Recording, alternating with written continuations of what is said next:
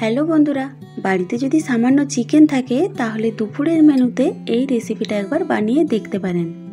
তো প্রথমে যেটা করতে হবে, কড়াইয়ে তেল গরম করে দিয়ে দিতে হবে একটি ডিম। ডিমটিকে অল্প লবণ দিয়ে ঝুড়ো ঝুড়ো করে ভেজে নিতে হবে। তারপরে আবারও সামান্য তেল দিয়ে চিকেনটিকে একটু নাড়াচাড়া করে দিয়ে দিতে হবে লবণ আর হলুদ গুঁড়ো। বেশ কিছুক্ষণ নাড়াচাড়া করে চিকেনগুলিকে ভালো করে ভেজে নিতে হবে। চিকেনগুলি ভালোভাবে ভাজা হয়ে গেলে এবার একটি পাত্রে তুলে রেখে দিতে হবে। তারপরে ওই কড়াইতে দিতে হবে গ্রেট করে রাখা আদা আর রসুন। একটু নাড়াচাড়া করে নেওয়ার পর দিয়ে দিতে হবে কুচানো পেঁয়াজ আর গাজর। গাজর আর পেঁয়াজ অল্প ভাজা হয়ে গেলে দিয়ে দিতে হবে ক্যাপসিকাম, কাঁচা লঙ্কা আর টমেটো। সবজিগুলি বেশ কিছুক্ষণ নাড়াচাড়া করে ভেজে নেওয়ার পর এরপর দিয়ে দিতে হবে সয়া সস আর টমেটো সস। আবারও নাড়াচাড়া করে সব কিছু ভালোভাবে মিশিয়ে নিতে হবে। এরপর দিয়ে দিতে হবে আগের থেকে সেদ্ধ করে রাখা বাসমতি রাইস।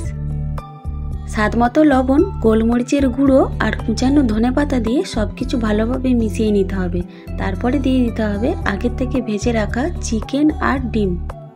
আবারও সব কিছু ভালোভাবে মিশিয়ে নিলেই মিক্সড রাইস তৈরি। তো বন্ধুরা, এভাবে একবার আপনারাও বাড়িতে বানিয়ে গরম গরম পরিবেশন করুন, আর কেমন লাগলো অবশ্যই কমেন্ট বক্সে কমেন্ট করে জানাবেন। ধন্যবাদ।